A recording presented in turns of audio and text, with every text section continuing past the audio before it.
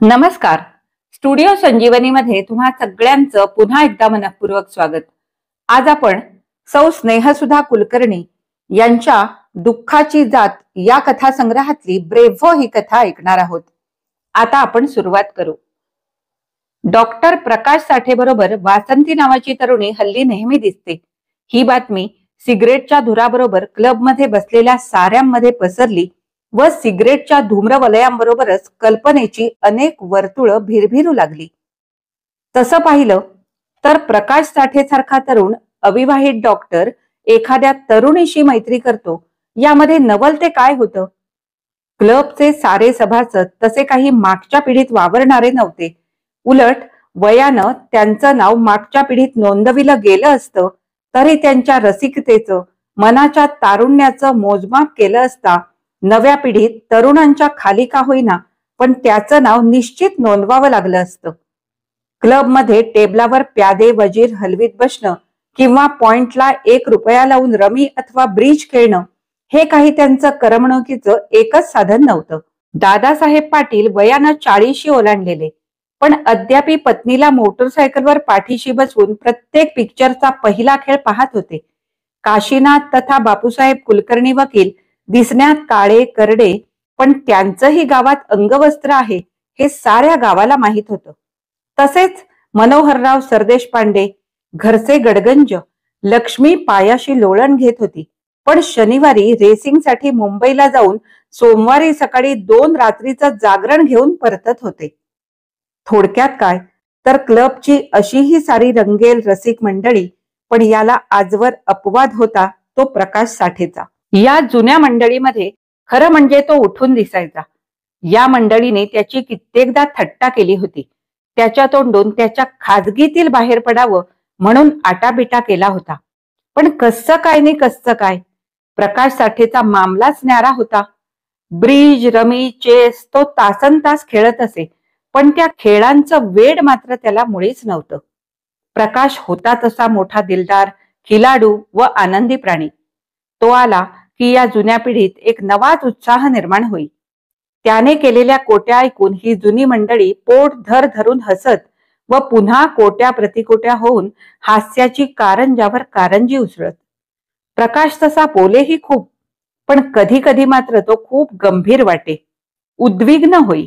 पण अशा वेळी कोपऱ्यातल्या टेबलावर एकटाच रमीचा डाव मांडून बसे. हाताने मधूनच आकडेमोड करी. मध्येच केसांची कपाळावरची झुलप मागं टाकून उजव्या हाताच्या चिमटीत कपाळावरची कातडी पकडून विचार करीत बसे.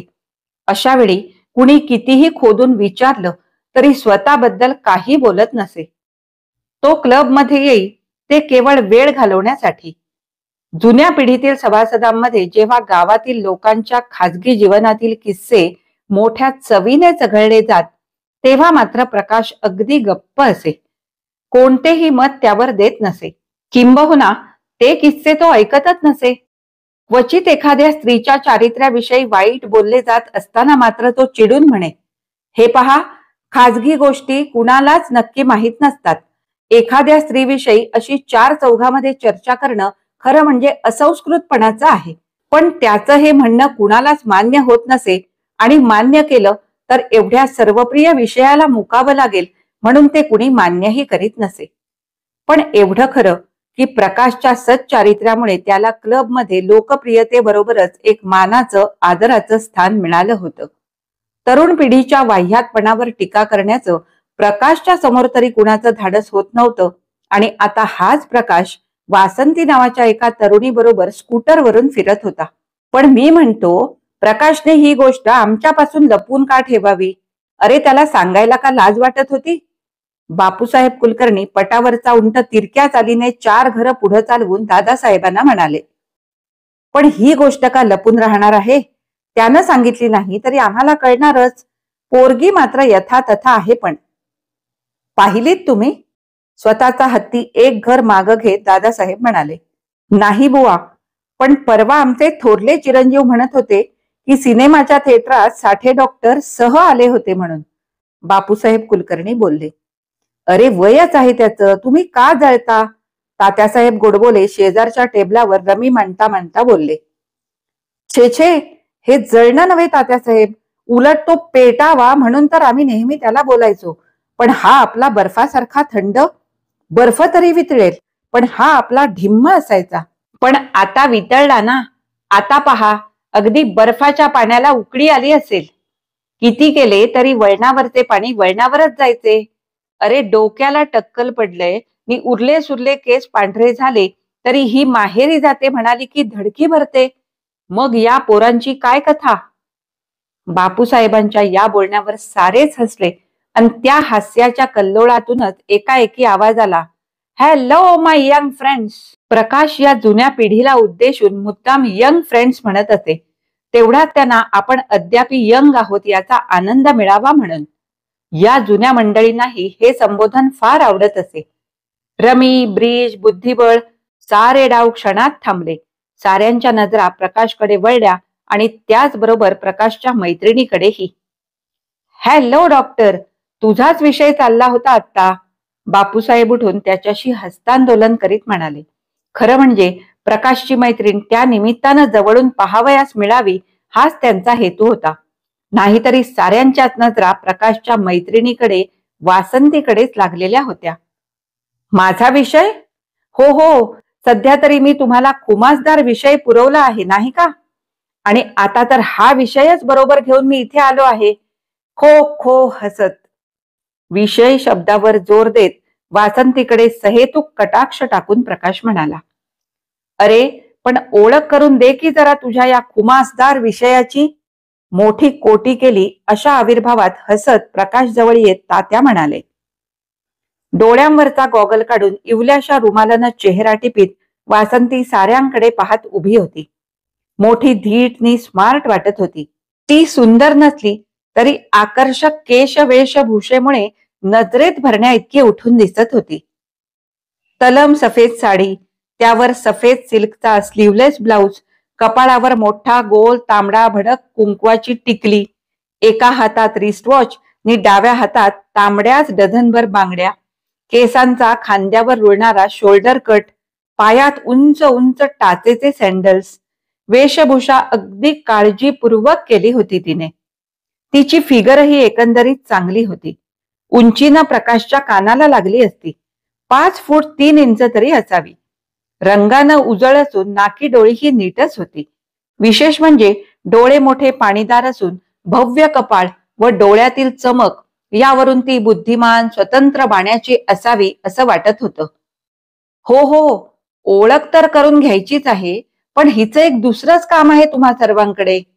वासंतीकडे पाहत मिस्किलपणे प्रकाशने म्हटलं. आमच्याकडे? एक कोरस झाला. चेहऱ्यावर प्रश्नचिन्ह उभं राहिलं नि नंतर सगळ्या नजरा वासंतीकडे वळल्या.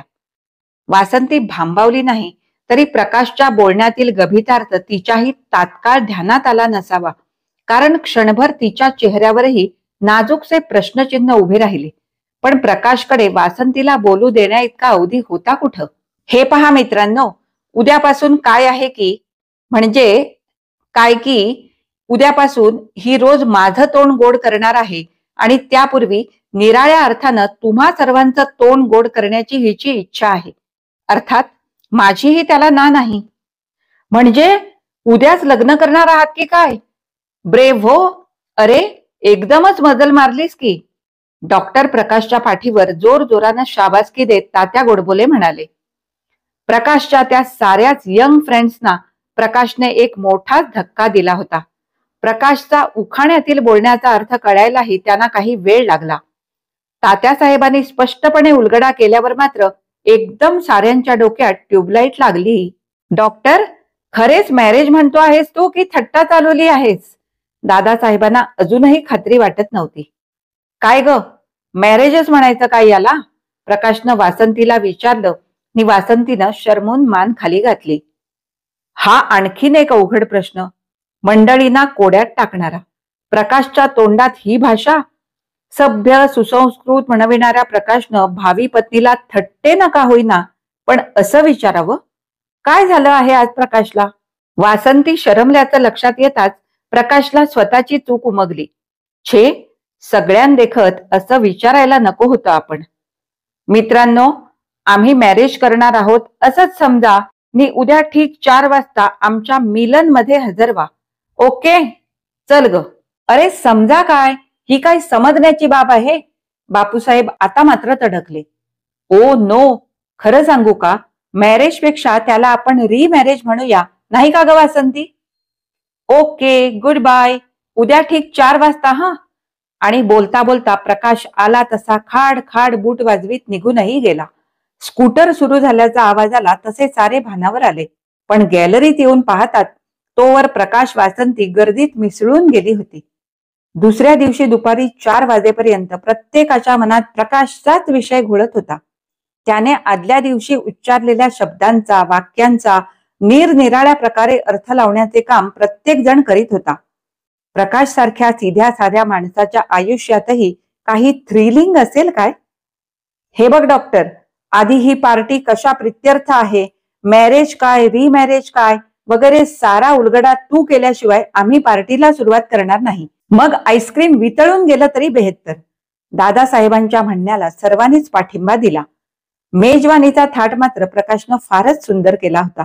सुसज्ज सजवलेली टेबल, विविध खाऱ्या गोड पदार्थांच्या सुंदर डिशेस नि सारे पदार्थही कलात्मक रीतीने मांडलेले. पाण्याचे ग्लास, टी सेट, उदबत्त्यांचा सुगंध, कागदीने खऱ्या फुलांची तोरणं, सर्वच गोष्टी आकर्षक होत्या. वासंतीने जातीने पार्टीची व्यवस्था उत्तम राखलेली दिसत होती.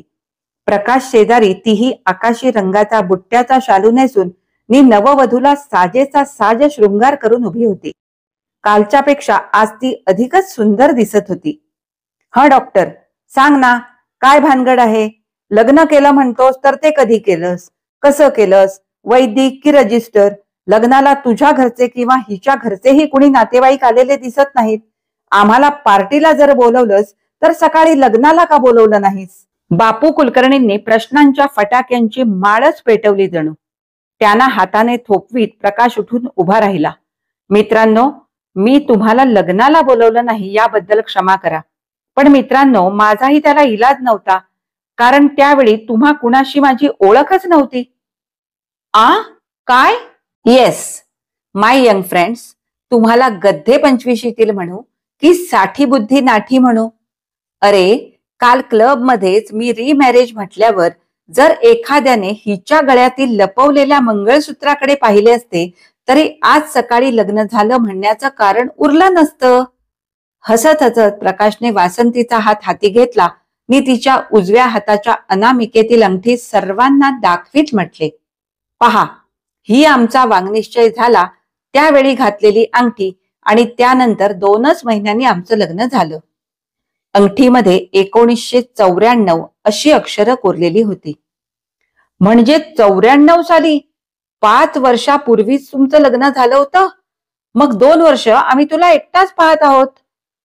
बापूसाहेबांच्या प्रश्नाला उत्तर देण्यापूर्वी प्रकाशने क्षणमात्र वासंतीकडे पाहिलं आणि मग गंभीर होत त्याने म्हटलं, मित्रांनो, तुमच्यापासून लपवण्यासारखं यामध्ये काही नाही.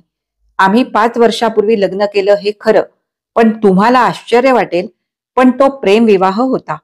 बऱ्याचशा परिचयानंतर एकमेकांचे स्वभाव पारखून एक दुसऱ्याच्या गुणांवर लुब्ध होऊन विवाह केला. थोड्याच दिवसात दोघांनाही कळून आलं की आम्ही फक्त एकमेकांचे गुण पाहिले होते, दोषांचा विचारच केला नव्हता. विवाह म्हणजे असलेल्या गुणदोषांसहित पती पत्नीने एक दुसऱ्याचा स्वीकार करणं. पण आमची चूक आम्हाला उशिरा कळली. नंतर आमच्यात वारंवार खटके उडू लागले. पूर्वी वासंतीची स्वतंत्र वृत्ती, बुद्धिमत्ता, तडफदारपणा हे गुण मला फार आवडायचे, पण आता ते मला बोचू लागले. अन माझ्या शांत वृत्तीचं, प्रसंगी मी राखत असलेल्या खिलाडू वृत्तीचं कौतुक करणारी वासंती नंतर त्याला नामर्दाचं लक्षण समजू लागली. मित्रांनो, यातून शेवटी लग्नानंतर अवघ्या 1.5 वर्षात आम्ही एक दुसऱ्याच्या मार्गातून बाजूला झालो. मारून मुटकून सुखी असल्याचं नाटक करीत संसार करण्यापेक्षा हा मार्ग आम्ही पसंत केला. विशेषतः वासंतीची जी कुचंबणा होत होती ती थांबवण्यासाठी मी होऊन तिला स्वातंत्र्य दिलं आणि जुगार हरलो. आता त्या वाटेला पुन्हा जायचं नाही असं ठरवून इकडे नोकरी पत्करून घर, दवाखाना सारं सोडून निघून आलो. गेल्या 2 वर्षात आम्ही एकमेकांची साधी चौकशीही केली नाही. करण्याचं कारणही नव्हतं. हिच्या विषयीच्या काही बातम्या कधी मधी कानावर येत. वासंती मुंबईला कुठल्याशा खाजगी फर्म मध्ये प्रायव्हेट सेक्रेटरीचं काम करीत होती. 3 वर्षांच्या सेपरेशन नंतर माझ्या आयुष्यातून ती कायमची जाणार होती. आता काही महिन्यांचाच काळ फक्त बाकी होता. वासंती पुन्हा दुसऱ्या कुणाशी लग्न करील, संसार करील, कदाचित तिचा संसार सुखाचा होईलही. तिच्या मार्गात मी येणार नव्हतो. तिला काही सांगण्याचा मला अधिकार उरणार नव्हता. काही कडू गोड स्मृतींचा ठेवा ठेवून ती कायमची निघून जाणार होती. मी तिला अडवू शकणार नव्हतो. पण तरीही मनात वाटे, वासंतीने फिरून यावं, एकमेकांच्या चुका पोटात घालून पुन्हा सहजीवनाला प्रारंभ करावा, भांडावं, रुसावं नि प्रेमही करावं. वासंतीशिवाय दुसऱ्या कुणा स्त्रीचा विचार करायला माझं मन तयार नव्हतं. अर्थहीन प्रतीक्षा चालू होती माझी. आणि अशातच एके दिवशी अनपेक्षित घडलं. सहज रस्त्यानं जाताना वासंती माझ्या दृष्टीस पडली. तिनं मला पाहिलं नाही, पण मी तिला पाहिलं. ती वासंतीच होती. त्या दिवशी रात्रभर मला झोप आली नाही. सारखं वाटत होतं उद्या तिचा शोध घ्यावा नि तिची समजूत काढून तिला घरी आणावं. पण मी मन आवरलं. त्यानंतर अशीच 2-4 वेळा ती मला दिसली. प्रत्येक वेळी तिच्याशी बोलण्यासाठी अत्यंत उतावीळ झालो असतानाही मी संयम राखला. कारण मनात भीती होती, समजा वासंतीने अपमान केला तर. एकदा एकाच स्टोर्समध्ये आमची खरेदी चालली होती. वासंतीच्या चेहऱ्यावरून तिच्या मनाची चलबिचलता मला समजत होती. दोघांचीही अंतःकरणं एकमेकांकडे ओढ घेत होती.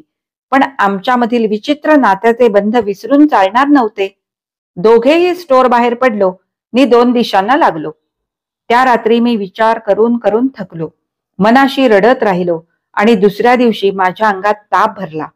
2-3 दिवस खोलीत पडून होतो.